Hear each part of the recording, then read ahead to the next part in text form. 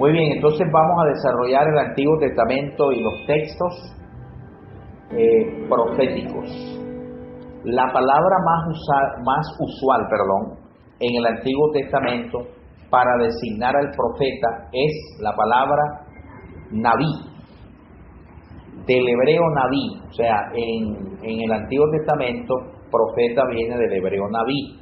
Y el hebreo Nabí es un término que proviene del plural Neviín. Ustedes se acuerdan cuando dimos la asignatura Introducción a las Sagradas Escrituras.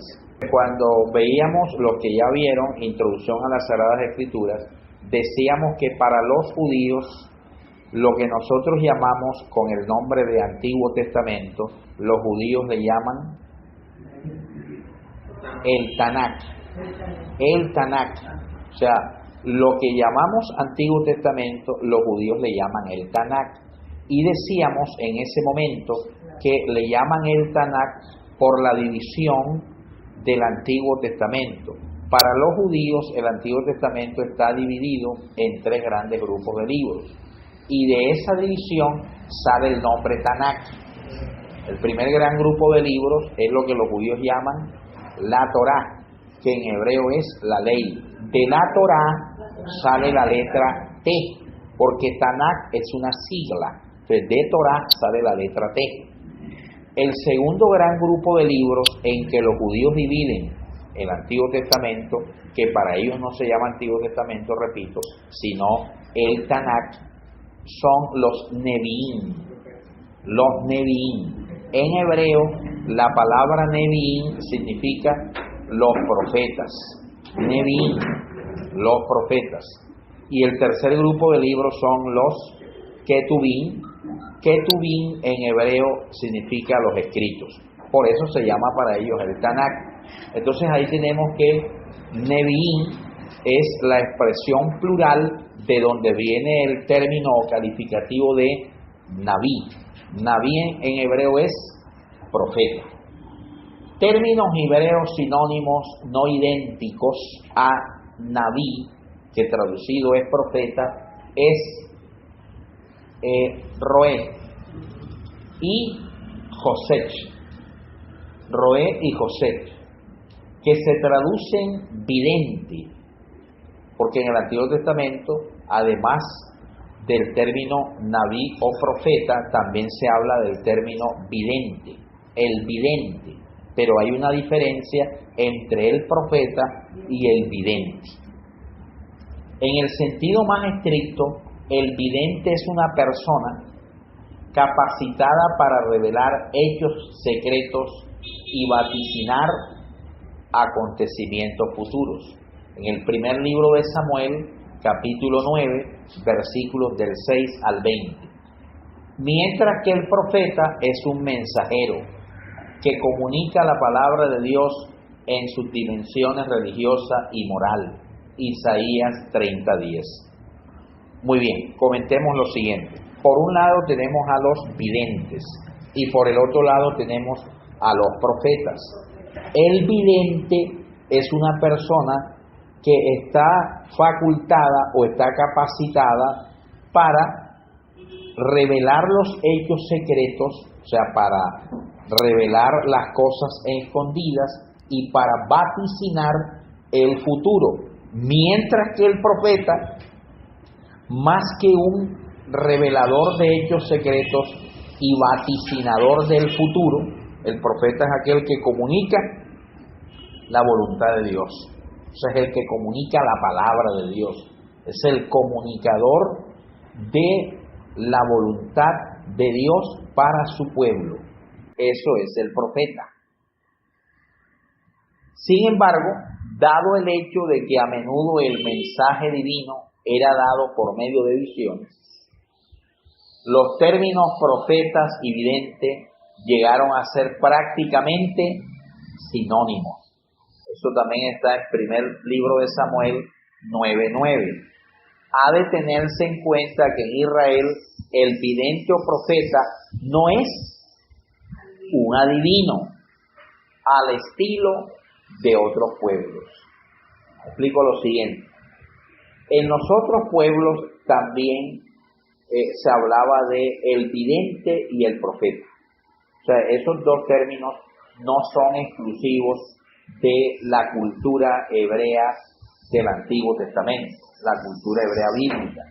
También en otros pueblos orientales se hablaba de videntes y se hablaba de profetas. La diferencia, ¿dónde estaba? En que en los pueblos paganos el vidente y el profeta era un adivino. Vidente y profeta estaba unido al tema de la adivinación, mientras que en la cultura hebrea ni el vidente ni el profeta era un adivino. Hay un ejemplo del tema de las dos capacidades en una persona. ¿Se acuerdan ustedes del profeta que Dios le revelaba los planes que iba a realizar un rey enemigo de Israel? Ese profeta era Eliseo.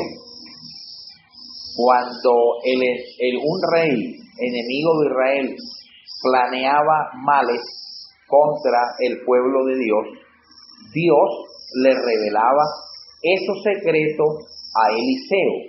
Y Eliseo, pues, lo anunciaba, y con eso Israel se libraba de caer en las garras de esos planes malévolos que el rey enemigo había preparado contra el pueblo de Dios. Pero Eliseo también era profeta, porque comunicaba la voluntad de Dios.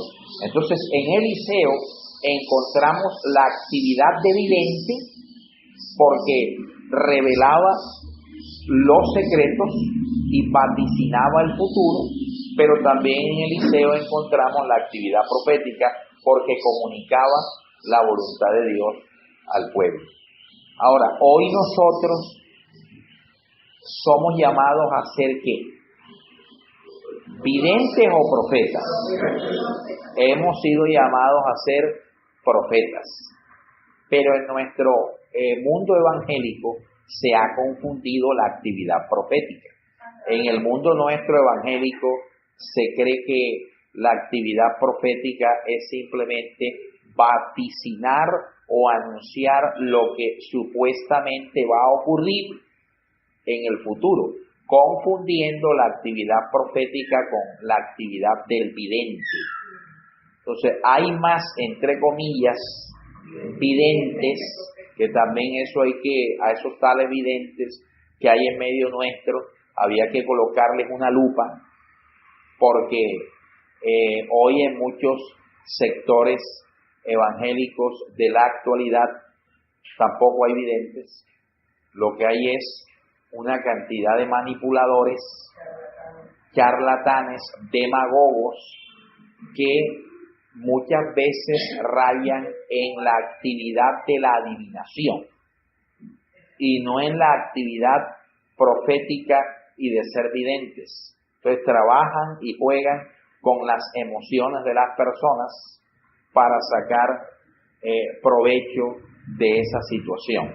Entonces no confundamos la mano de demagogos y manipuladores falseantes que hay en nuestras comunidades con esto, con el tema de ser profeta. Y hoy hay pues esa fiebre de que ya los predicadores no quieren que les llamen evangelistas o predicadores, sino que ahora quieren que les llamen los profetas.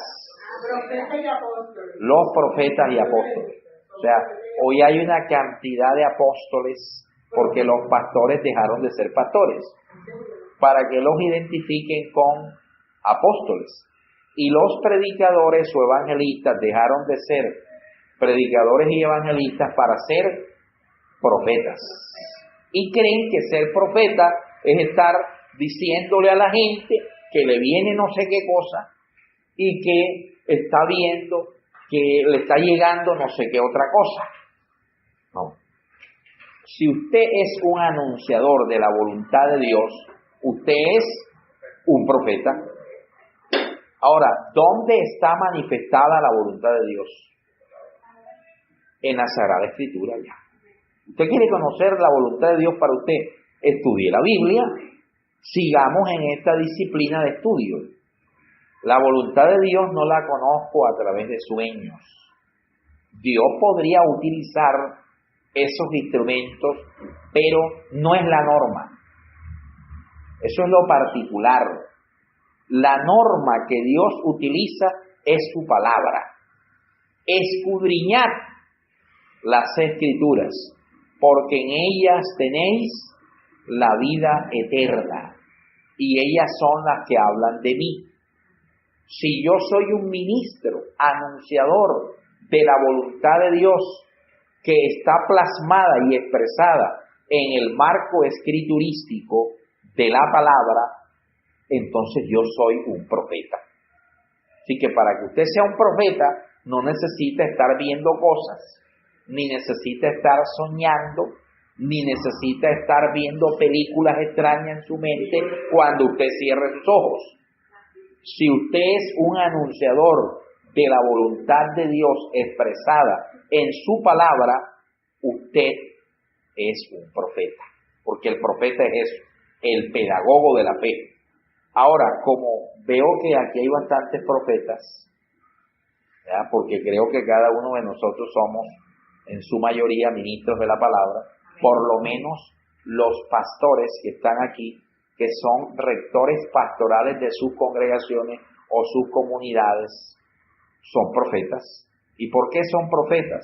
Porque por lo menos cada domingo están en el ejercicio de ministrar la palabra de Dios. Entonces usted, además de ser pastor, usted es profeta.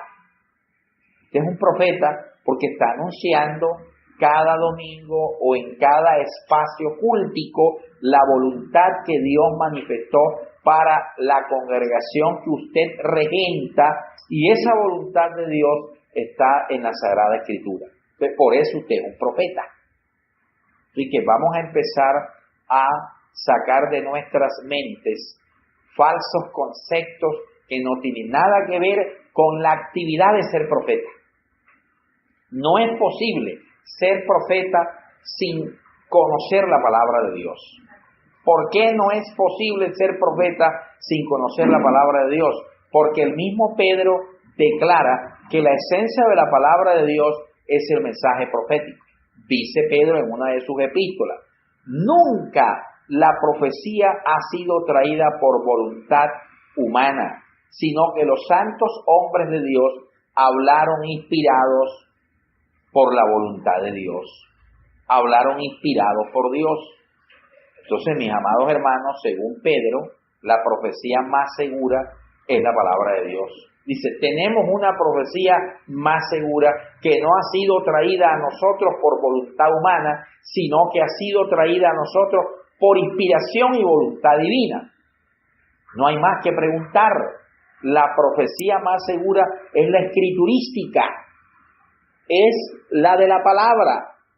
No llamemos profecía a mensajes inspiracionales, entre comillas, muchos de ellos contrarios a la profecía más segura, que es la palabra de Dios, porque hoy en un gran sector del etos evangélico actual les encanta seguir no la profecía más segura, porque hasta les da flojera estudiar la profecía más segura, que es la palabra de Dios, y se concentran o le dan toda su atención a lo que supuestamente le han vendido a usted la idea que es profecía, que no sale de la palabra, sino de las supuestas expresiones o experiencias inspiracionales que el supuesto vidente o profeta que está en tu iglesia te dice. Pero usted le hace un examen a ese supuesto vidente o profeta y no tiene ni idea de conocimiento de la profecía que realmente debe conocer, que es la palabra de Dios. Entonces, ¿cuál es la profecía que a mí me interesa conocer? La profecía de la palabra. No me interesa conocer otra profecía, sino la profecía más segura, que es la palabra de Dios. Ahora, si Dios de manera carismática va a usar a alguien que lo puede hacer porque Él es soberano, para traerme un consejo específico, una palabra específica que no está en la Escritura, ok, vamos a actuar de buena fe. Le podemos recibir, pero inmediatamente debo hacer un ejercicio.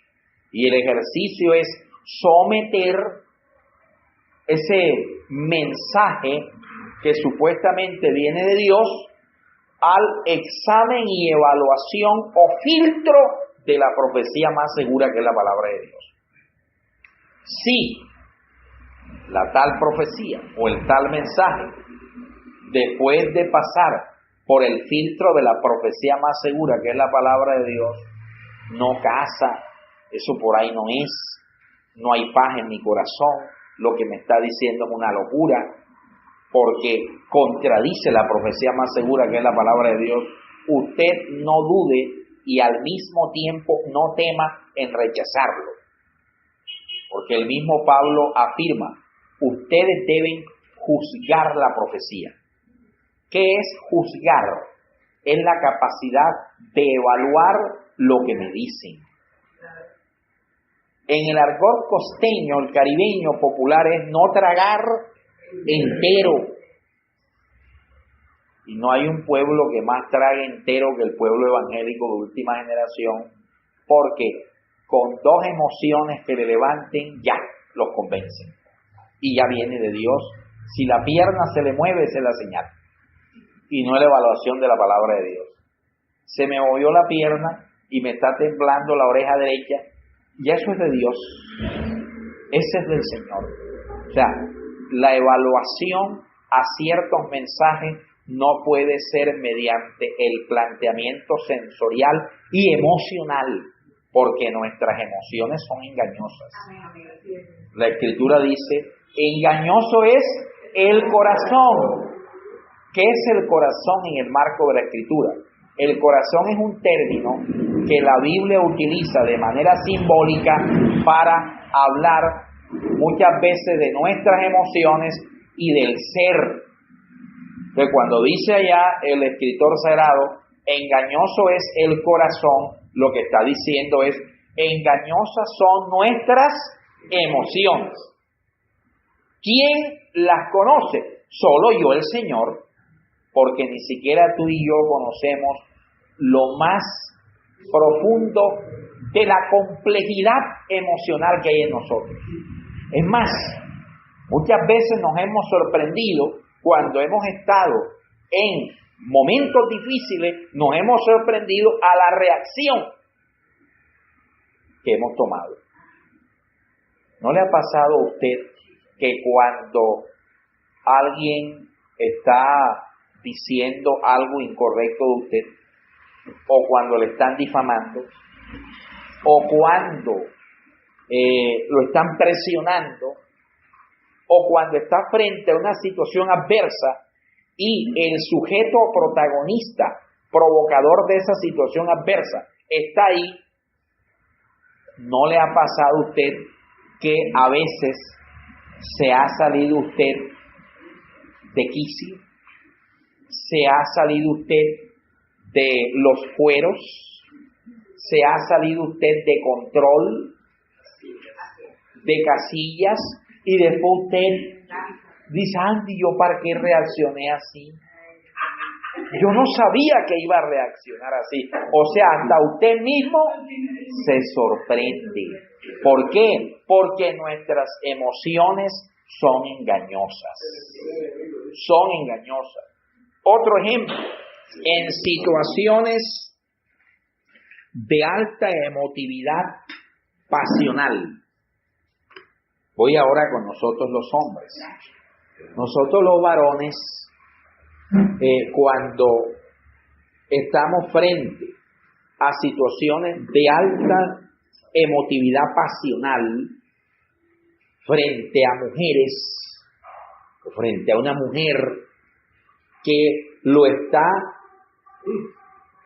instigando, correteando, Entonces, ¿cómo hemos reaccionado? Algunos no hemos reaccionado tan bien. O sea, también para Dios, pero bien para la carne nuestra. Así es. Bien para la naturaleza pecaminosa. Y después que cometemos el pecado, cuando ya la emoción se ha bajado, empieza él, yo para qué hice eso, Dios mío, y ahora qué le voy a decir a la señora mía, qué le voy a decir a mi esposa, que no se vaya a enterar porque la hecatombe y el cataclismo del diluvio es terrible. Sentimiento post-culto. Sí, esas son las emociones engañosas. O en el caso de la mujer, que su emotividad es diferente a la nuestra, nosotros somos más explosivos en esos temas pasionales, porque nosotros una simple mirada podría ser un instrumento para hacer lo que a Dios no le agrada. En cambio, a la mujer se necesitan otros ingredientes que van desde la galantería, que hay que darle a una mujer, hasta los detalles. ¿Cuánto no le costó a usted conseguirse a la mujer que tiene? El Señor está hablando en esta mañana. ¿Cuánto no le costó? No solamente oración y ayuno, porque ya nadie las convence con eso. Al Señor lo convencemos con oración y ayuno, pero a la mujer no. Sí, Señor. No salió, este género no sale sino con dinero y buena vista. Invitaciones a buenos restaurantes, comida especial, detalles buenos, costosos. La mujer que Dios te ha dado te costó oración, ayuno y detalles.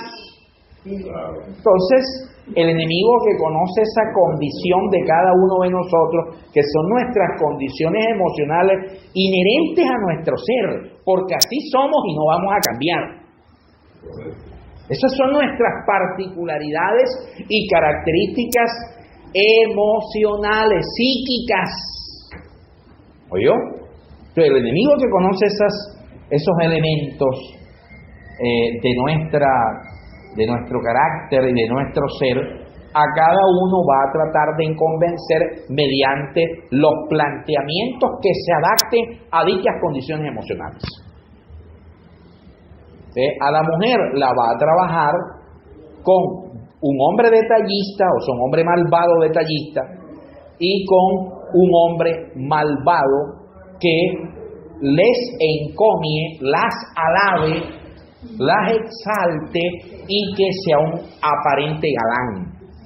O sea, que sea un hombre educado, detallista, que les hable bajito, despacito, en el oído, que siempre diga que bella te ves, se te ve muy bien ese peinado, se te ve bien la frente que tienes, cómo te luce esa blusa, ese pantalón, esa falda. Mira, te traje este chocolate digno de ti. Ya, mira, te traje este detalle. Ya vio, te traje esta pulserita, ¿verdad? Te traje este anillo, y ya con eso se va ablandando, ¿verdad? Y cuando usted vaya a ver, si no le pone coto a eso, pues podrá caer en medio de las artimañas del enemigo, de Satanás, porque Satanás se presenta ni hediondo azufre, ni con cachos, ni con un rabo asqueroso de aquí al puente Pumarejo. Él se va a presentar como ángel de luz. Imagínese usted que se aparezca un ángel de luz aquí, la belleza que es un ángel, la hermosura de un ángel.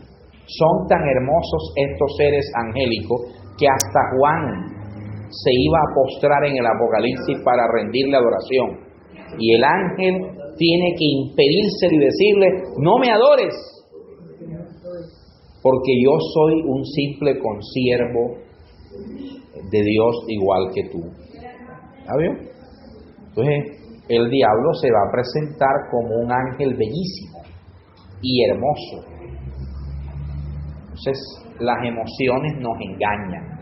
Por eso, cuidado con las supuestas profecías vaticinadoras dizque de tu futuro, y que lo que quieren es apelar es a la manipulación emocional para engañarte y posteriormente utilizarte para que tú actúes fuera del contexto de la voluntad expresa y profética de Dios manifestada en su palabra.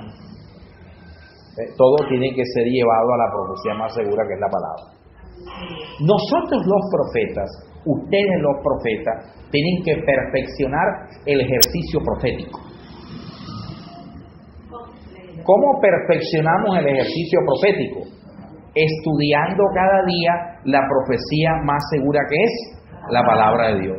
Por eso esta asignatura de exégesis bíblica es fundamental para el perfeccionamiento de nuestro ejercicio profético, porque una instrumentación en medio del ejercicio profético son los instrumentos comunicacionales.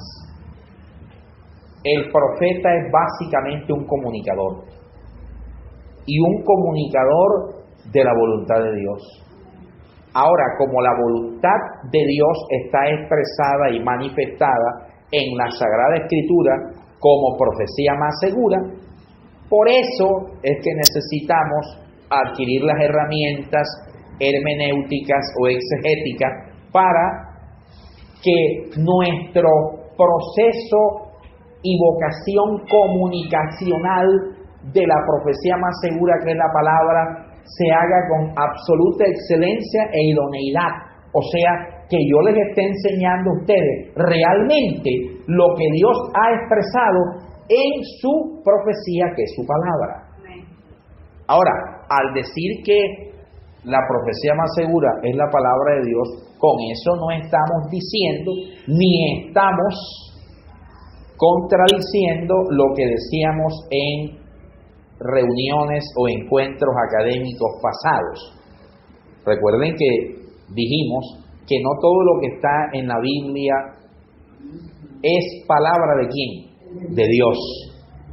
Que hay cosas que están en la Biblia que Dios no ha dicho y que corresponden es a la cultura, costumbre y pensamiento del autor secundario de la Biblia, que es el hombre.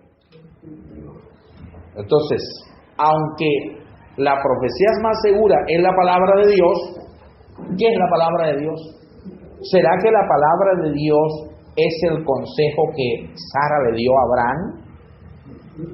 Cuando Sara le dijo a Abraham: llévate a mi esclava para que tengas una noche espectacular con ella. Qué mujer tan comprensiva que era Sara.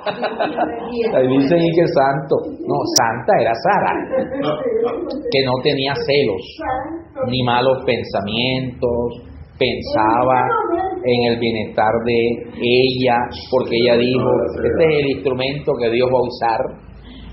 ¿Cuál será el instrumento de hoy, hermano Salomón? Que Dios va a usar. Así que este es el instrumento que Dios va a usar. ¿Será que eso es palabra de Dios? ¿El consejo de Sara a Abraham de llevarse a Agar es palabra de Dios? No es palabra de Dios. Porque 700 son las esposas y 300 las concubinas que tengo, para un total de 1000 mujeres, dice Salomón. ¿Eso es palabra de Dios? No es palabra de Dios, pero está en la Biblia. Eso no puede ser considerado la voluntad de Dios o la palabra de Dios. Eso debe ser analizado en su contexto. O sea, no es palabra de Dios, es palabra humana. Usted no está para comunicar la palabra humana de la Biblia. Usted está para comunicar la palabra de Dios que está en la Biblia. Porque es la palabra de Dios que está en la Biblia la profecía más segura, no la palabra humana que está en la Biblia. Mire este nuevo paradigma de tipo exegético. Entonces, no todo lo que está en la Biblia yo lo puedo aplicar. Entonces, no es simplemente decir: la Biblia dice. Sí, la Biblia dice, pero porque la Biblia lo diga no quiere decir que se pueda practicar hoy. La Biblia dice que yo puedo ser polígamo. No. Porque la Biblia habla de poligamia. Sí, la Biblia habla de poligamia, pero eso que habla la Biblia de poligamia no es palabra de Dios.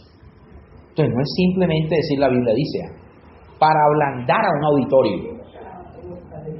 Porque hoy los profetas, entre comillas, modernos, para manipular a un auditorio, para que el auditorio se someta a lo que ellos quieren decir, su pretexto es la Biblia dice.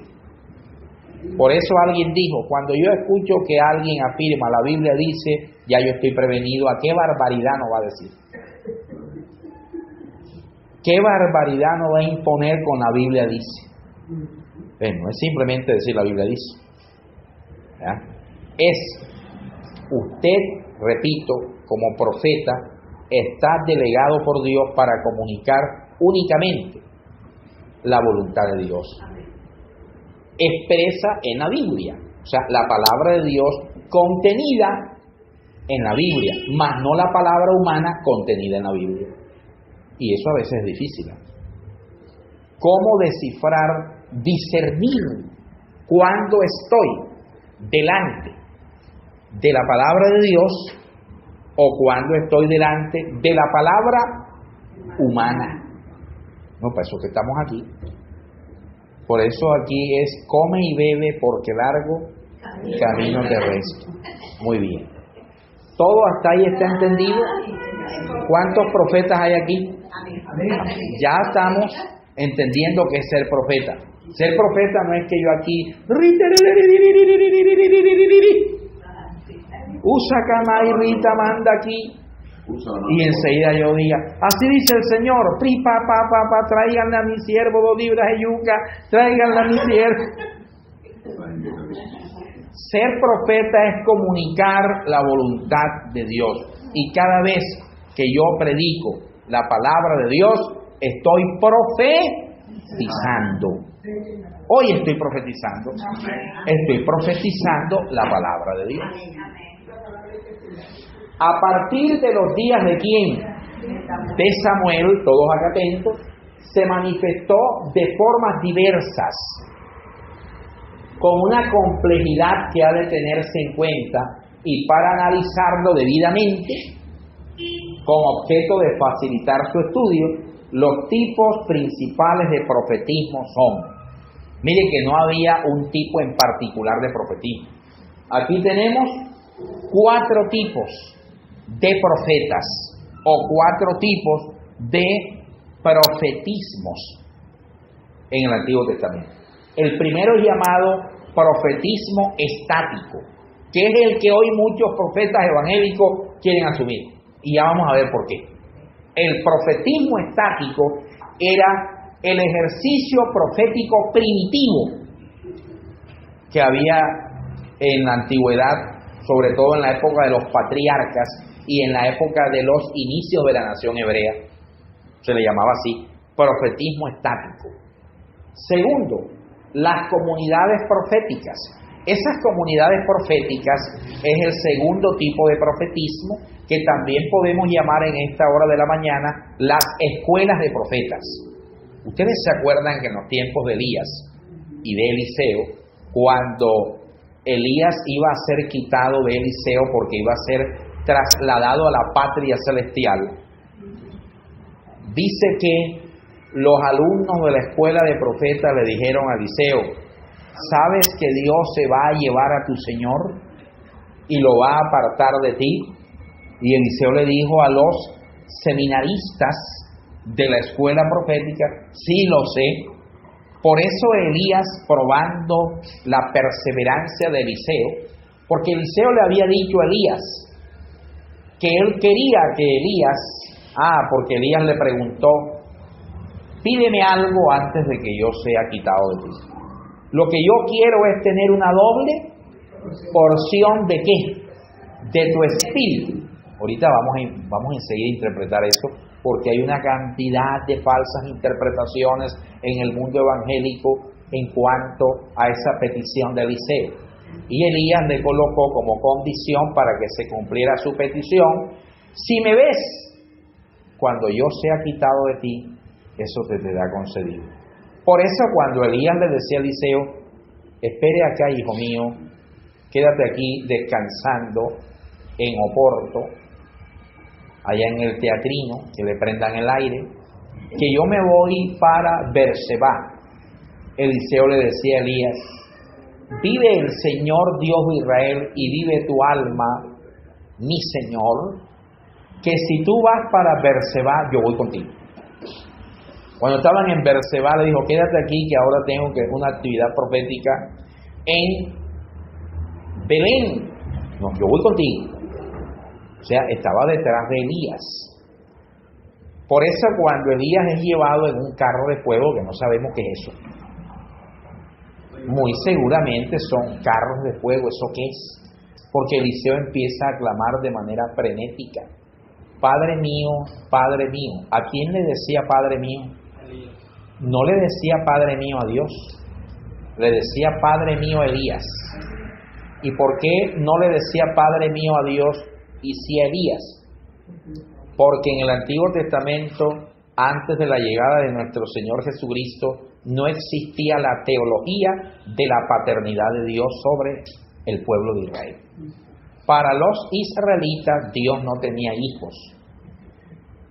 Dios no tenía hijos. Por eso cuando Jesús llegó diciendo a los cuatro vientos que era el Hijo de Dios, todo el mundo se rasgó la vestidura y dijeron: un nuevo loco ha salido. Esto es un loco blasfemo, apóstata, porque jamás alguien había dicho eso. Entonces Eliseo le estaba diciendo: Padre mío a Elías, porque en la antigüedad el maestro era considerado padre de los discípulos.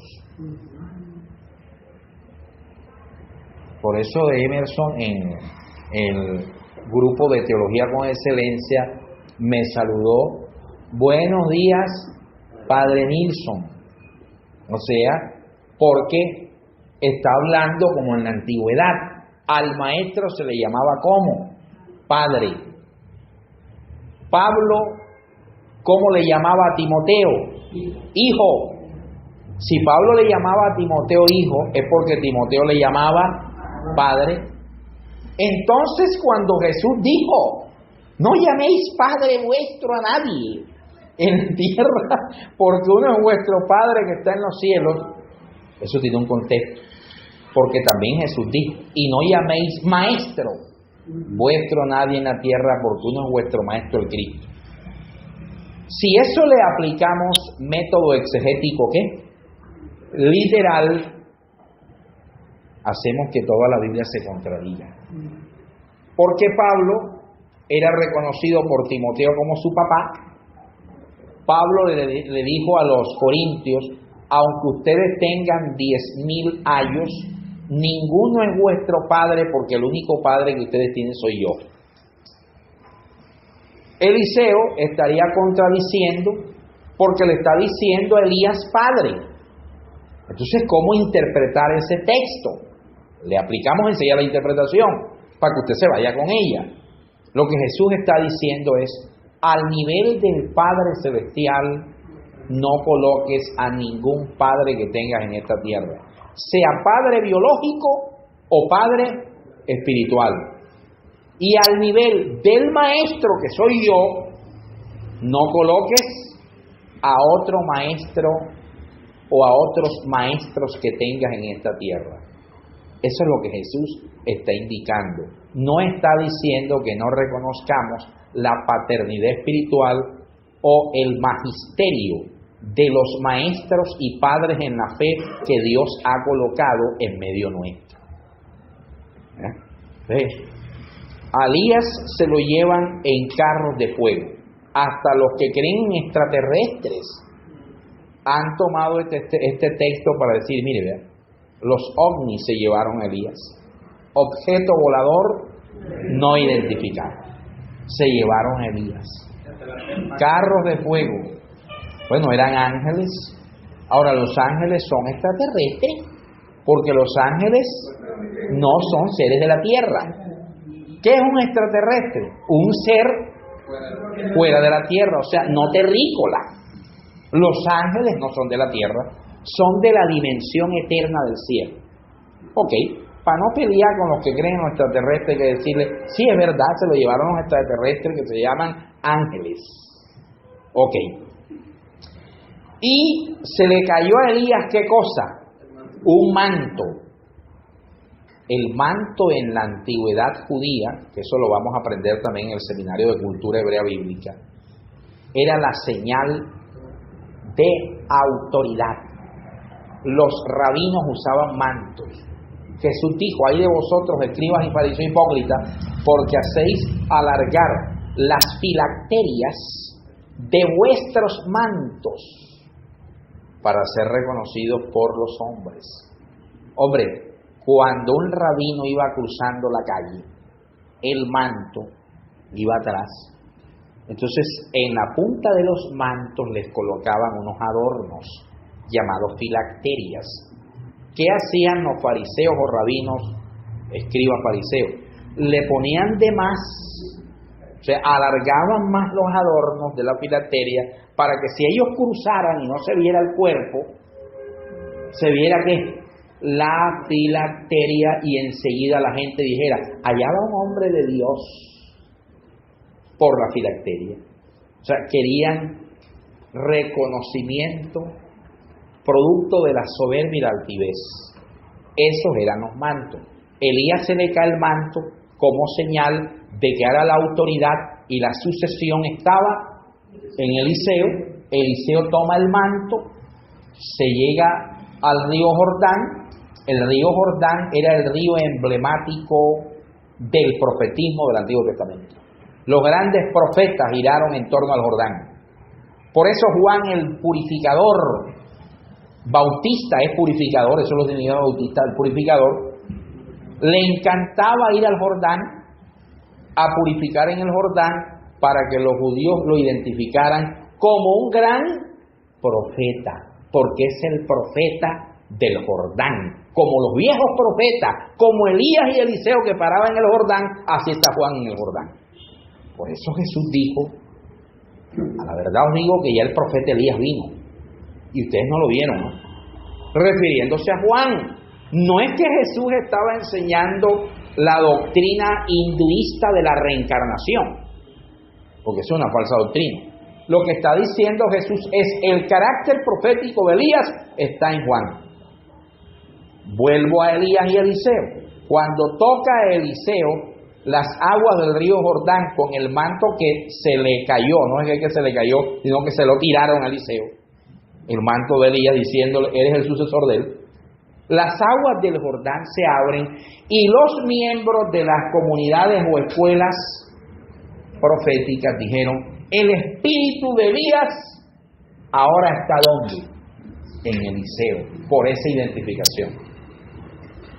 ¿Cuál es la doble porción del espíritu que había en Eliseo? En el mundo evangélico se cree que la doble porción del espíritu es la doble porción del Espíritu Santo. No debe ser interpretado así. La doble porción del espíritu es, yo quiero un mayor carácter profético que tú. Quiero que una doble porción de tu carácter profético, de tu talante profético, de tu capacidad ministerial esté en mí. Así que no está hablando de una doble porción del Espíritu Santo. Está hablando, repito, de una mayor dimensión ministerial profética. Eso es lo que Eliseo llama la doble porción de tu Espíritu. Porque nadie puede poseer una doble porción del Espíritu Santo. El único poseedor de todo el Espíritu, el que quedó embestido y ungido con el ruach, según el profeta Isaías, fue nuestro Señor Jesucristo. Nadie más. Él era el único ungido. El ungido es Cristo. Usted no se crea el ungido. Usted créase el ungidito. Porque el único ungido es Cristo. Entonces tenemos las comunidades ¿qué? proféticas. En la época de Saúl también había una comunidad profética con la que él bailó. En la época de Saúl había una comunidad profética y él salió bailando con ellos. Era la danza. La danza, ¿qué era la danza? Fíjense, la danza está unida a los temas proféticos, sobre todo al profetismo estático y el profetismo de escuelas o comunidades proféticas. Las danzas eran bailes folclóricos. No existe la danza en el espíritu. Yo aquí voy a decir cosas que usted nunca había escuchado y que se va a quedar más calvo de lo que es. Oye, Jordi. Y el bolivariano no se queda atrás riéndose de Jordi. ¿Cómo le parece? No existe la danza en el espíritu, hermano Salomón. ¿Por qué no existe? Porque la Biblia no habla de eso. ¿De qué habla la Biblia? De la danza. ¿Oyó? De la danza. ¿Encontramos algunos ejemplos de danza? Sí. El primer gran ejemplo de danza que encontramos en la comunidad hebrea fue cuando Israel sale de la tierra de Egipto, cruzan el Mar Rojo y el Señor destruye los ejércitos del faraón. Entonces dice la Escritura que Miriam en hebreo, María, hermana de Moisés y de quién más, y de Aarón, tomó un pandero y empezó a danzar y a profetizar. A danzar. Pero ella sabía lo que estaba haciendo. O sea, era una danza racional. Era una danza inteligente. Segundo ejemplo de danza.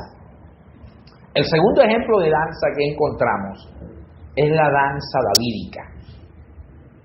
Que en sí él no creó ninguna danza.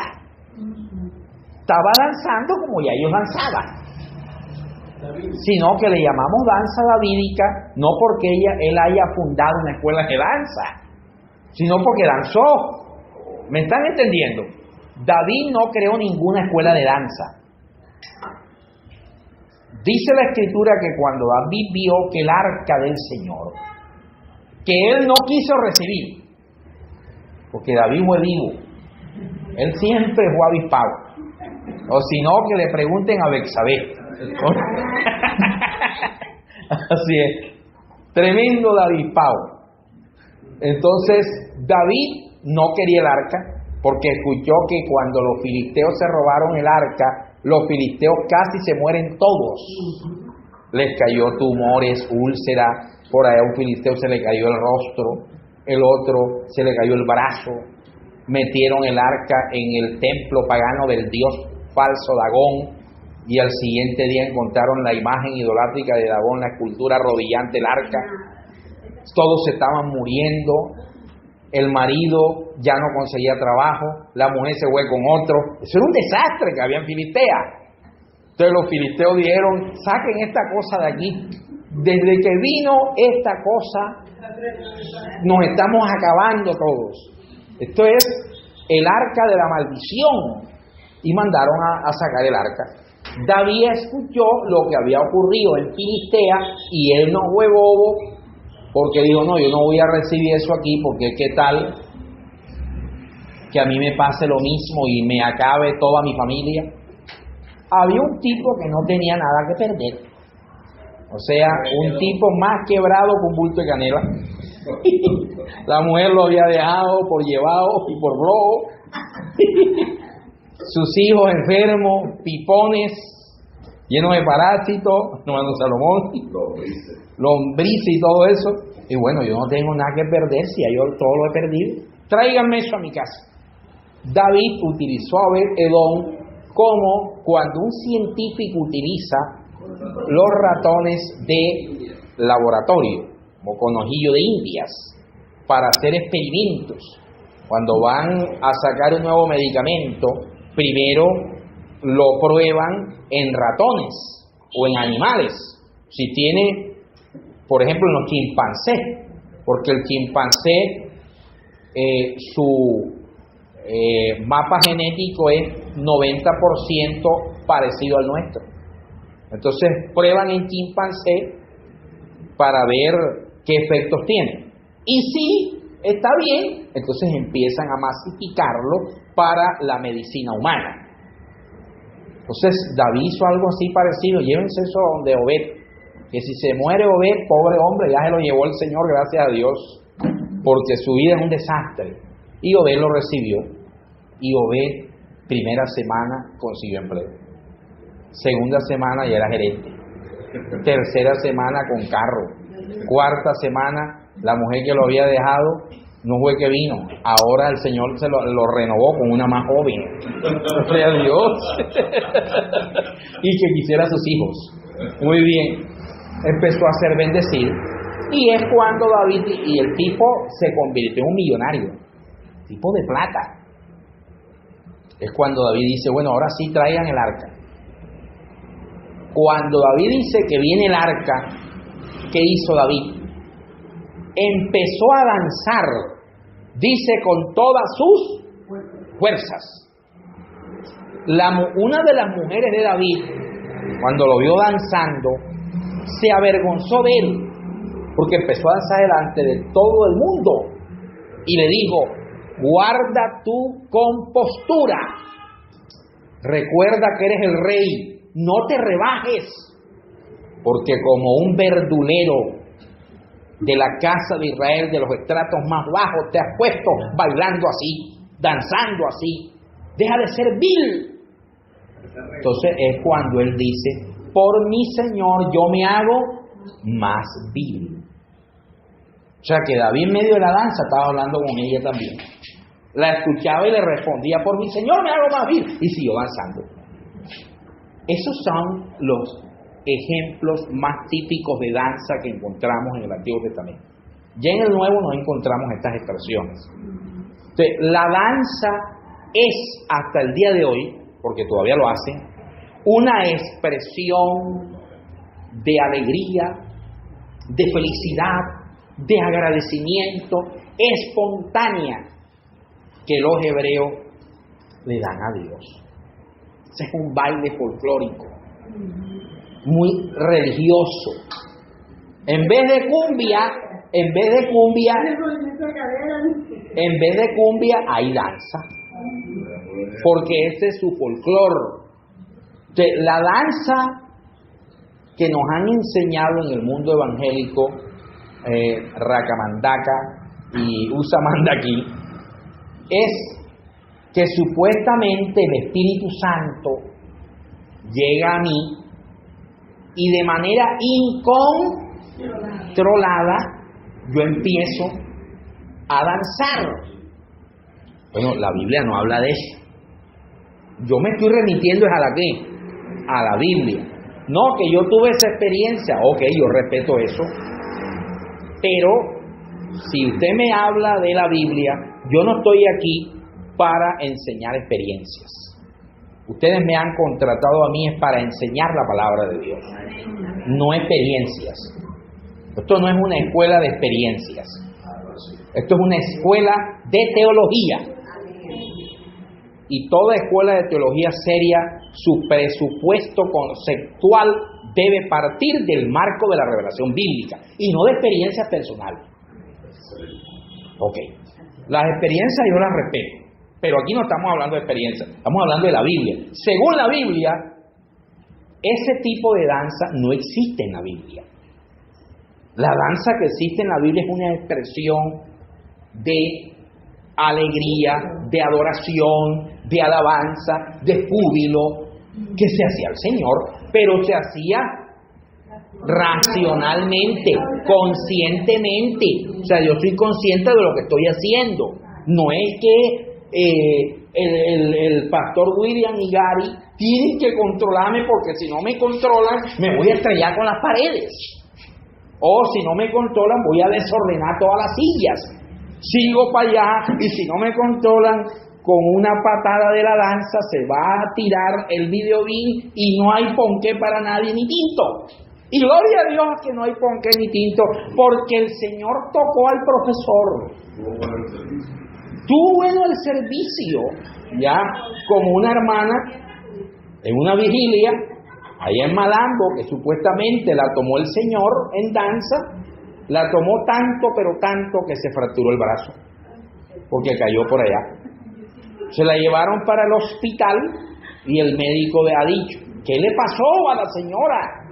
La hermana que la llevó, cristiana, ha dicho muy inocentemente, espontáneamente, el Señor que la tomó.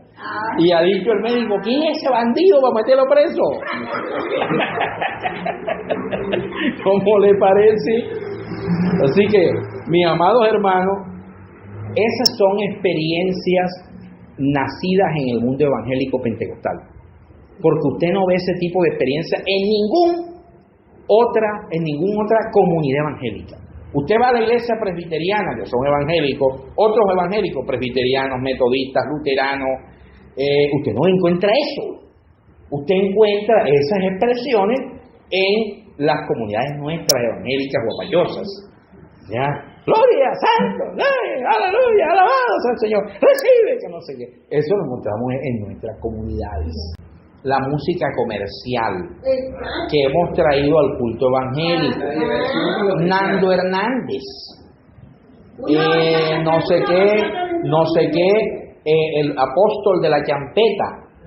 Entonces champeta, con el permiso aquí de los cartageneros, champetú, de hermano Salomón, ok, la champeta evangélica, ok, el champetero que se convierte puede seguir grabando en su género musical con letra cristiana, pero eso no es música de culto, eso es música o para evangelizar, para que usted escuche allá en el carro, hermano Salón,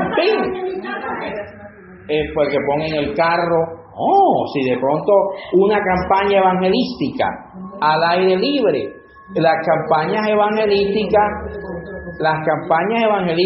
no son cultos, o sea, el culto es para los templos. Lo que pasa es que ese es otro extremo que tenemos. Todo lo que hacemos queremos convertirlo en culto. Entonces, las actividades evangelísticas extracurriculares del templo, por darle un calificativo, no son culto.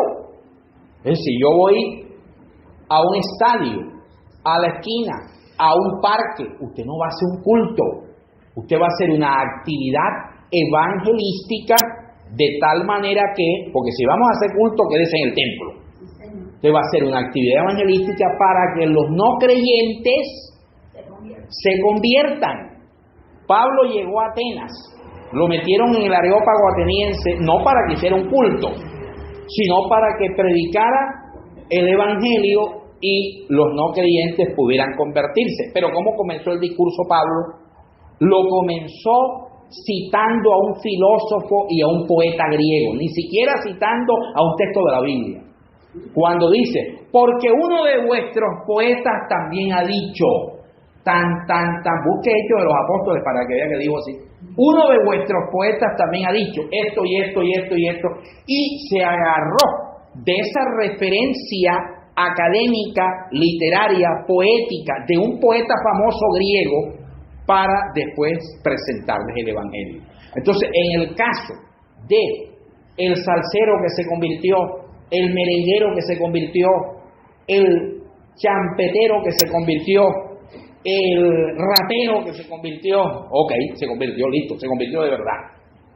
Vamos a hacer una actividad evangelística. Y dentro de esa actividad evangelística hemos invitado a el antiguo cantante de champeta o música urbana tal.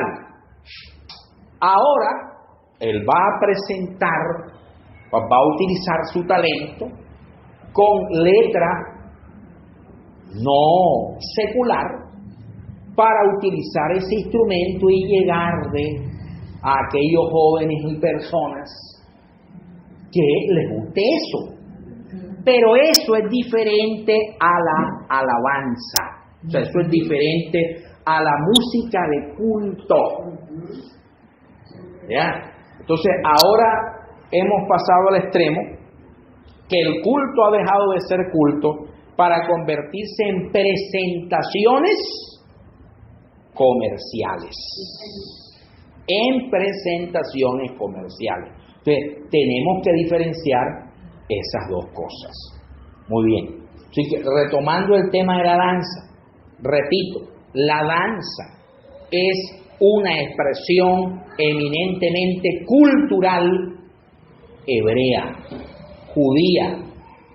Hay iglesias que hoy han traído ese modelo, el tema de la danza, a los cultos. Pero les pregunto, ¿esas comunidades sabían o saben cómo era esa danza hebrea? ¿Qué era lo que danzaban los hebreos? Ni siquiera conocemos la interpretación del Génesis 1:1. Ahora, ¿cómo vamos a conocer la danza hebrea? Que la Biblia lo que habla de ella es simplemente mencionar de que María salió danzando, de que David danzó con toda su fuerza. Pero la Biblia no te describe cuáles eran los parámetros y cómo era la estructura y organización de esa danza. Entonces, para eso hay que ir a otras fuentes. ¿Cuáles son las fuentes? Voy a la cultura hebrea. Costumbres judías, danza judía. ¿Cómo era la danza judía? ¿Para qué se hacía? ¿Dónde se hacía? ¿Cómo se hacía? Pero eso es judío. ¿Eso qué indica? Que sí, en esta evolución del culto evangélico de última generación, muchas iglesias han adoptado expresiones eminentemente culturales del pueblo hebreo, y uno de esos es la danza. Otros han ido más allá, y ya no solamente danzan, entre comillas, a lo hebreo, ¿ya?, porque tienen sus vestiduras y estas cosas, sino que otros, más que danza, una cosa es la danza, más que danza es una presentación, como dijo el pastor, coreográfica. A eso le llaman, mire lo que le llaman a eso, danza contemporánea. ¿Cuál danza contemporánea? O sea, y usted ve los pases que hacen, y son los mismos pases que hacía Wilfrido Vargas con el hombre del perrito, ¿ya? Son los mismos pases que hacía Michael Jackson con Thriller, ¿ya? Eso no es danza, eso es una presentación coreográfica de coreografías mundanas. Eso todavía es peor. Y de coreografías paganas que no tienen nada que ver con la cultura hebrea de la danza. Entonces, la danza contemporánea, unas mujeres en el altar, unas hermanas muy bonitas en el altar, con las polleronas de la cumbia, ¿ya? Bailando.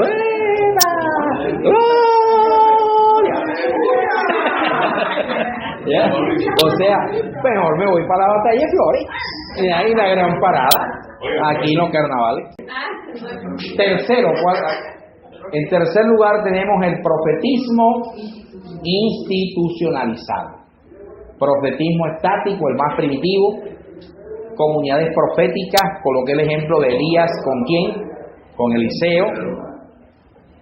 Profetismo institucionalizado. Ese profetismo institucionalizado, ¿se acuerdan ustedes que en los tiempos de la monarquía, cuando Israel pidió rey, los reyes tenían de asesores de cabecera, ¿quiénes eran? Los asesores de cabecera de los reyes eran profetas, y esos profetas eran pagados, sostenidos por el rey de turno. Recuerden ustedes la pagana reina, la señora Jezabel, mujer de un rey, el rey Acab. Dice la escritura que esta mujer tenía ¿cuántos profetas de cabecera? Tenía 850 profetas de cabecera. Y Elías era contrario a ella. Esos profetas le decían a ella lo que ella quería escuchar. Era una pagana terrible, y ellos decían: Dios está agradado por lo que tú estás haciendo. El Señor está contigo. y era paja. Estaban cuidando su sueldo. Entonces tenemos el profetismo institucionalizado. Y por último tenemos el profetismo clásico. 4 categorías del profetismo. Profetismo estático. ¿Qué es eso? Existe un precedente para que lo busquen en la Biblia y en sus casas, en Números 11, del 24 al 30. Este es el primer precedente que tenemos del profetismo estático. Pero los casos más relevantes los hallamos en el primer libro de Samuel, capítulo 10, primer libro de Samuel, capítulo 19, del 20 al 24. El culto cananeo a Baal contaba con esta clase de profetas, profetismo estático. Primer libro de Reyes 18, del 19 al 40. Vamos a ver en cuál estamos nosotros, o en cuáles están algunos hermanos nuestros evangélicos. Característica de este fenómeno era su manifestación en grupos más que en individuos, y su asociación a determinados preparativos ambientales, otra vez volvemos a lo mismo, como eran ¿qué? La música y ¿qué más? Y la danza, las cuales predisponían para el estado de trance. El profetismo estático era el profetismo del trance. ¿Qué es trance? Psicológicamente, ¿qué entendemos por estado de trance? Un estado de trance es un estado donde usted no está en su uso racional, en su juicio cabal. Es como cuando una persona dice, ay, yo no me acuerdo haber hecho esto. No sé si antes de usted caminar con Cristo tuvo la experiencia de consultar a médiums. Yo, por ejemplo, desde niño vi lo que era el tema de los médiums, porque a mi mamá le gustaba eso. Entonces yo iba a las sesiones de médium. Santería y magia negra. Santería, ¿se acuerdan del hombre del sombrerito? Que viene de Venezuela, es bolivariano. El culto al doctor José Gregorio Hernández. Yo quiero decir lo siguiente: José Gregorio Hernández era un médico y no tiene nada que ver con el culto pagano que se hace en nombre de él. Porque los muertos ya no pueden hacer nada por los vivos. José Gregorio Hernández es un tipo, un médico caritativo, piadoso, ayudaba a los pobres, o sea, tiene unas prácticas encomiables. Y eso no tiene nada que ver, repito, con ese culto pagano de hoy en nombre de él, que nace en Venezuela. La Iglesia Romana nunca ha querido canonizar a José Gregorio Hernández. Él no es un santo oficial de la Iglesia de Roma. No es San Gregorio Hernández. No es San José Gregorio Hernández, así que se llama el doctor José Gregorio Hernández. O sea que se llamaba este médico. La Iglesia de Roma no lo ha canonizado. La fe popular en Venezuela lo llevó a los altares, sin que Roma lo canonizara. Entonces aquí en Colombia, en una época, el culto a José Gregorio Hernández estaba masificado. Era el pan nuestro de cada día. Y supuestamente José Gregorio Hernández tenía medium. Lo operaba a la gente, sí. Y el pastor Gary le llevaba los medicamentos para la convalecencia después de visitaba al doctor José Gregorio. Y tenía consultorio, ¿ah? Entonces yo tuve experiencias de esas. Siendo niño, iba a las sesiones espiritistas que me llamaba mi mamá, y en su mayoría las medium eran mujeres. Entonces la medium entraba en un trance, empezaba como a convulsionar, y después de ese trance, el ente maligno, en nombre del doctor José Gregorio, o sea, asumiendo ese nombre de manera blasfema, se metía en la persona y la persona, mujer, empezaba a hablar como hombre y empezaba a hablar como caraqueño, o sea, como venezolano. Cónchale, chico, vale. ¿Ya? Sí, no, de verdad, yo escuchaba así que hablaba como venezolano. ¿Ya? Esa es santería, magia blanca. Paralelo a la santería y magia blanca, estas medium que trabajaban con ese espíritu, que no es el doctor José Gregorio Hernández, sino un espíritu maligno, trabajaban con magia negra. Se salía el espíritu maligno en nombre de José Gregorio y se metía otro espíritu maligno con mayor influencia satánica, que era el supuesto Negro Felipe. El Negro Felipe fue un indígena, un cacique indígena. El indio Guacaipuro fue otro cacique indígena de la región de Venezuela en la época de la conquista. Y una indígena, María Lionza. María Lionza también fue una indígena, era sacerdotisa. Dice la historia que ella fue violada por conquistadores en la época de la conquista. Entonces trabajaban con esos tres, más José Gregorio, 4. Y estas personas estaban fuera de sí, estaban en un estado estático, o sea, en trance, en un trance. Cuando ya se iba el estado de trance, la persona ni siquiera sabía lo que había ocurrido. Ok. El éxtasis y las comunicaciones orales de quienes lo experimentaban era un mero fenómeno psíquico, resultado mecánico de determinados ¿qué? Ritos. Ritos es práctica religiosa. En todas las formas de profetismo bíblico, la causa no está en lo que el profeta hace, sino en la acción inspiradora del Espíritu de Dios, entre paréntesis una expresión hebrea que es Roach. Roach, que en hebreo es Espíritu de Dios. Y en la fuerza de su palabra, Dabar. En hebreo palabra es Dabar. La actuación del profeta era carismática, no ritual. Se debía a un impulso sobrenatural. Así lo reconocería siglos más tarde Oseas 12:10 y Amós 2:11, refiriéndose al período más temprano del profetismo en Israel.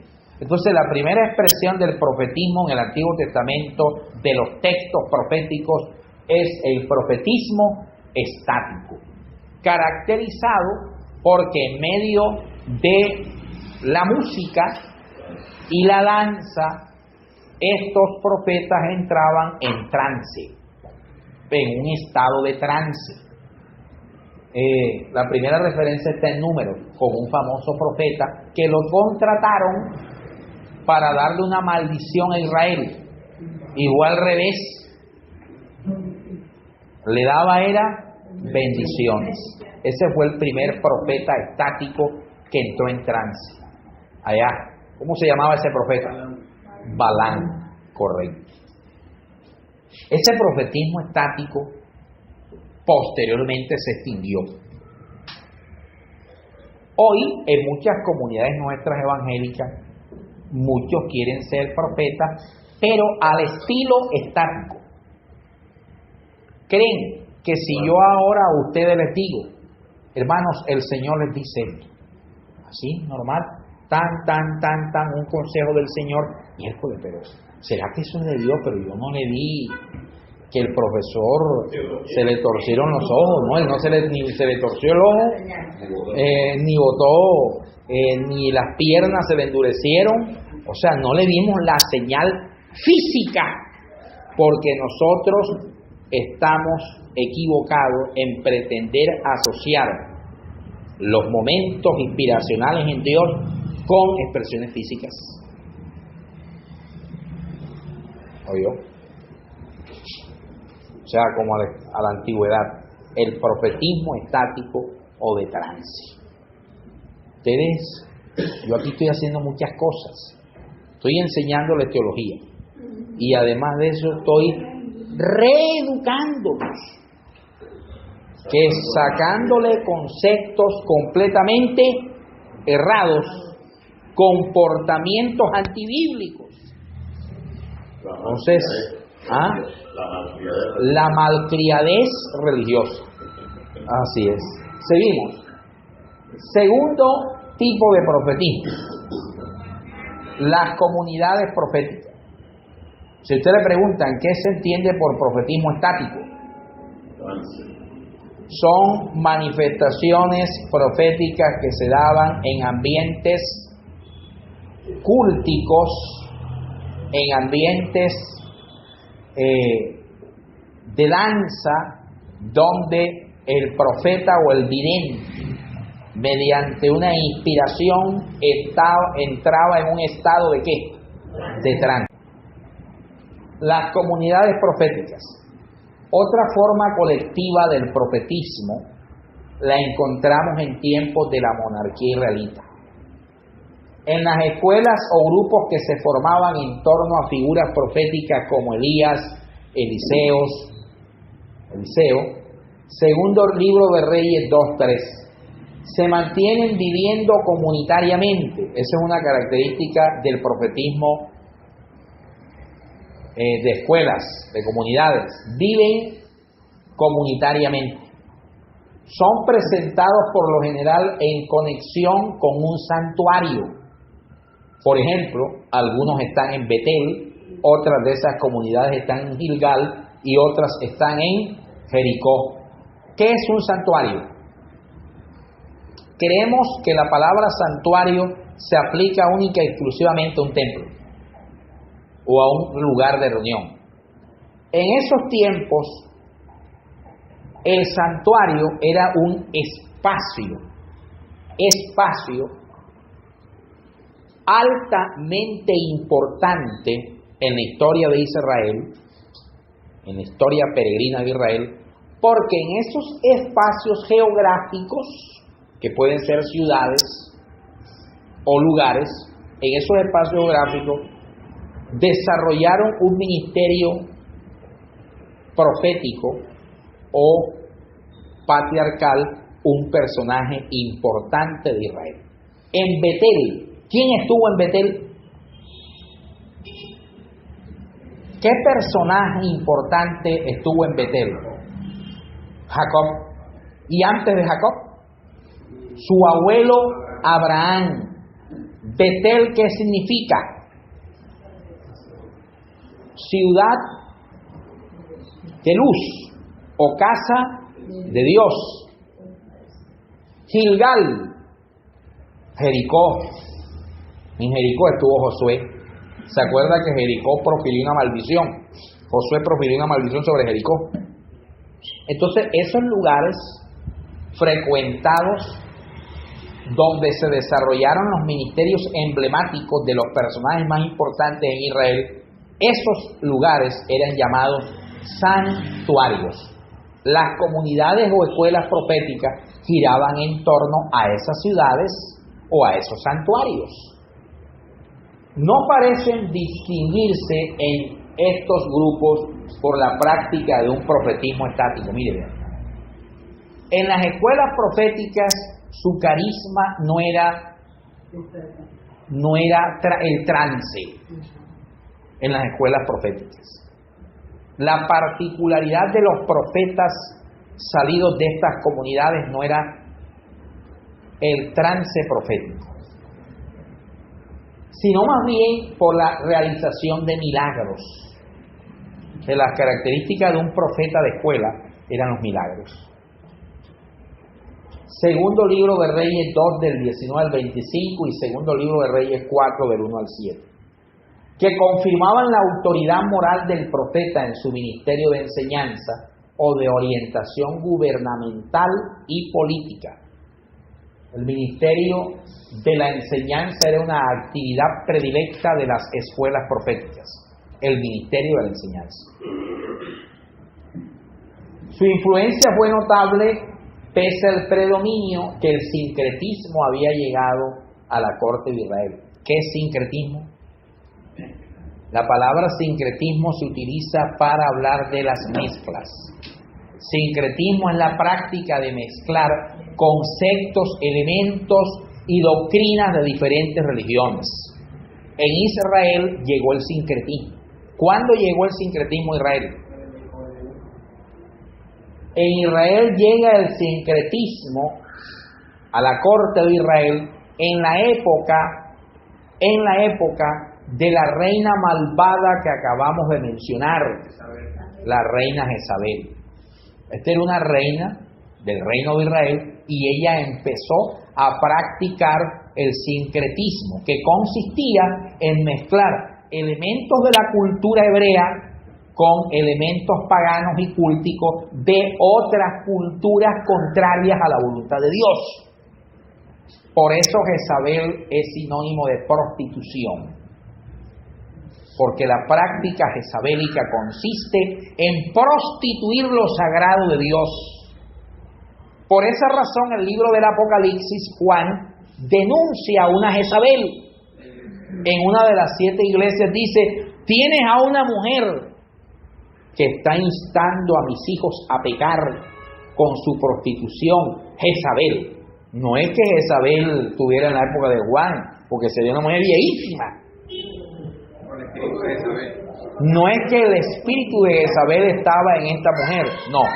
Está hablando del carácter, del sincretismo pagano que había en la antigua reina Jezabel. Había una mujer en medio de la iglesia que también tenía esa misma particularidad, y por eso Juan le llama la nueva Jezabel, para distinguirla como una mujer pagana. Ok. Objeto de persecución en algunos momentos, aquellos hombres mantuvieron vivo el testimonio de ¿qué dice ahí? De Yahvé. Recuerden que el nombre de Dios no es ¿qué? No es Jehová. Los hebraístas afirman que las 4 letras consonantes que aparecen en el libro del Génesis y del Éxodo, YHWH, debió pronunciarse, según los hebraístas, Yahvé. ¿Cómo está ahí? Yahvé. Y el llamamiento al pueblo para que renunciara al baalismo y renovara su lealtad al Dios único y verdadero. Sin duda, el representante más importante de las comunidades o escuelas proféticas fue el señor Elías, quien ocupa un lugar encumbrado entre todos los profetas israelitas. Él y el movimiento por él iniciado constituyen un nexo entre el profetismo estático en días de Samuel y el profetismo clásico que viene después de esto. Y el profetismo clásico, iniciado un siglo después, ¿con quién? Oseas y Amós. ¿Quién es el representante del profetismo estático? Allá, el primero. Tenemos al primero que es Balán, pero uno que no sea como Balán, sino un buen profeta, Samuel, profetismo estático. Representante del profetismo comunitario, el profeta Elías.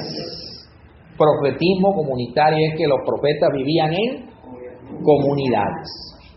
Característica del profetismo estático, el trance. Característica del profetismo comunitario, los milagros. Grábese todo eso. Los milagros. Pero mire que son rasgos diferentes. Vamos al tercer tipo de profetismo. El tercer tipo de profetismo es el profetismo institucionalizado. Encontramos 2 modalidades de profetismo institucionalizado. Esas dos modalidades de profetismo institucionalizado están en la época de la monarquía. Profetas cortesanos y profetas cúlticos. Profetas cortesanos y profetas cúlticos. ¿Qué eran los profetas cortesanos? Eran personas muy próximas al rey, o sea, al gobernante, a quien aconsejaban comunicando el mensaje de Dios que en determinadas circunstancias le era dado. El profeta cortesano era el asesor del rey. Le hablaba al oído del rey diciéndole: la voluntad de Dios es esta, rey. Es como decir hoy en nuestro régimen gubernamental democrático colombiano, el presidente de la República tiene unos asesores, y esos asesores de palacio le hablan al oído al presidente, y hay asesores en diferentes especialidades. Entonces, los profetas cortesanos, veámoslo desde la lectura gubernamental como el asesor más próximo al gobernante, que en ese momento era el rey. Ese es el profeta cortesano. Tenemos algunos ejemplos, como Gad. Estos son ejemplos de profetas cortesanos. Gad, Emán y un famosísimo profeta cortesano que le dio hasta con el balde del agua a David. Natán. ¿Se acuerda de Natán? Que visitó al rey para contarle una hermosísima historia, para que hiciera justicia de que un hombre hacendado tenía muchas ovejas. Y había un pobre que solamente tenía una oveja, y este hacendado, en vez de comerse cualquiera de esas ovejas que tenía, se antojó fue de la oveja gorda del pobre, la mató y se la comió. David le dice a su profeta cortesano Natán: ¿quién es ese bandido para enseguida mandarlo a matar? El bandido eres tú, porque tenías un harén de mujeres. Y practicaban la poligamia. Podías escoger de todas las mujeres que tenías: la blanca, la morena, la gorda, la flaca, la alta, la bajita, labio grueso, labio delgado, la pelo liso, pelo cucú. Tenías todas y podías coger cualquiera, pero te antojaste fue de la ovejita que se estaba bañando frente a la casa tuya, que era la señora Betsabé, diferente a Jezabela.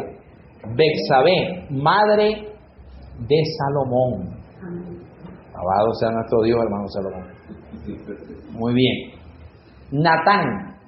Esos eran los profetas cortesanos en días del rey David, y ahí están los textos. Hay otro que es Ido, el profeta cortesano Ido, en tiempos del rey Roboán. ¿Quién era Roboán? El hijo de Sodoma. Yo diría que el hijo de Sodoma con Gomorra. ¿Ya? Roboán, hijo de quién? De Salomón. Bueno, él tenía un profeta cortesano, llamado Ido. En el transcurso del tiempo se incrementó el número de profetas cortesanos. Eso lo dice el segundo libro de Crónicas 18, del 4 al 5, donde aparecen esta bobadita, ¿verdad? 400 profetas cortesanos al servicio del rey Acab. Mire, el número de profetas cortesanos o de asesores que tenía el rey hablaba de su poderío económico. El rey Acab dijo: yo quiero tener 400 profetas cortesanos, o sea, 400 asesores, para que ustedes se den cuenta que la Biblia es real. En la multitud de ¿qué? De consejos. ¿Está qué? En la multitud de consejos que hay. Se las dejo ahí para que... El rey Acab tenía aparentemente 400 asesores, multitud de consejeros, pero esos consejeros le hablaban a él lo que el rey quería escuchar, y era legalizar la práctica inmoral del culto a Baal. Todo da a entender que esta modalidad profética degeneró, o sea, se degradó hasta extremos vergonzosos, y muchos ejercían su ministerio pensando más en sus intereses y en el beneplácito del rey, o sea, lo que yo quiero escuchar, que en la fiel transmisión de la palabra de Dios. Al comienzo de la clase dije que el profeta, ¿en qué se diferencia del vidente? El profeta, ¿qué? Comunica la voluntad de Dios expresada en su palabra. Pero ocurre que estos cortesanos ya no estaban comunicando la voluntad de Dios, sino querían comunicar lo que el rey quisiera escuchar. Pero eso tenía un fin. Pablo dice, algunos predican a Cristo por ganancias deshonestas. Los profetas sabían que si le hablaban al rey bellezas, el rey se iba a bajar del bus, que es lo que muchas veces queremos, bajarnos o que se nos bajen del bus. ¿De qué quieres que hable el presidente? Así es. Hermano, ¿usted qué quiere que yo lo diga?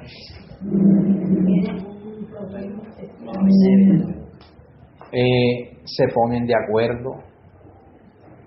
Bueno, uno puede preguntarle al pastor, eso es sano, porque el pastor es el que más conoce la congregación. Pastor, usted que me ha invitado a predicar, ¿usted quiere que yo te trate un tema específico? Eso es respeto. Si el pastor lo dice, no es que el pastor te va a decir cuál es el mensaje, te va a dar luces. No, yo quiero, hermano, predíqueme sobre el servicio del Señor. No te está dando el tema, te está diciendo que es sobre el servicio. El servicio puedo preguntar una cantidad de cosas, pero eso es muy diferente a que yo me ponga de acuerdo con el pastor para decirle al pastor, bueno, vamos a sacar plata este domingo. Necesitamos sacar un billete bueno.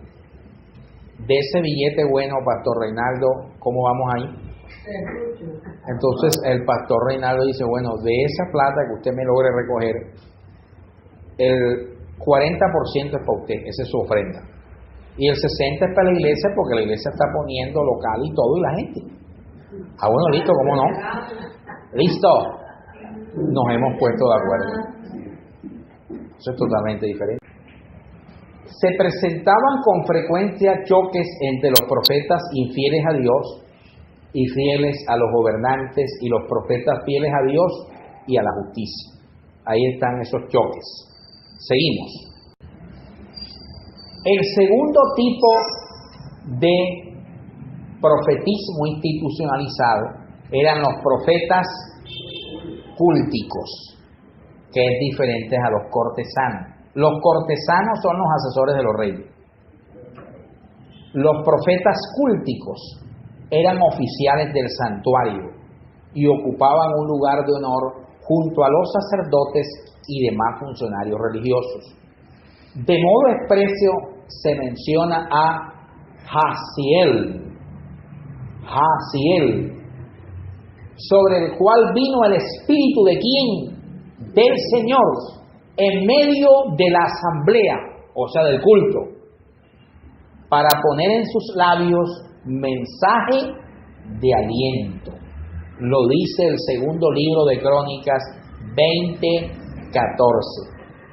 En esta ovación, la acción profética está estrechamente relacionada con una gran asamblea cúltica de oración. Segundo libro de Crónicas 20, del 3 al 4. Este ejemplo, en el libro de los Hechos de los Apóstoles, en el Nuevo Testamento dice que orando los ancianos al Señor. Dice que orando al Señor, el Señor habló y le dijo: apartadme ahora a Saulo y a Bernabé para la obra que los he encomendado. O sea, el profetismo cúltico, los profetas cúlticos ejercían el carisma profético en medio del ambiente cúltico del pueblo. En medio del ambiente cúltico. Y ese es diferente al cortesano. El cortesano siempre debía tener palabra de Dios para aconsejar al rey. El cúltico tenía palabra de Dios si el carisma profético de Dios venía en medio de la asamblea cúltica. Ok. Y muchas gracias, porque falta, vamos a retroceder, profetismo clásico, que es el más complejo, el más amplio, el más largo, que nace a partir de qué época? De Oseas y Amós hacia adelante. Ese lo veremos el próximo sábado.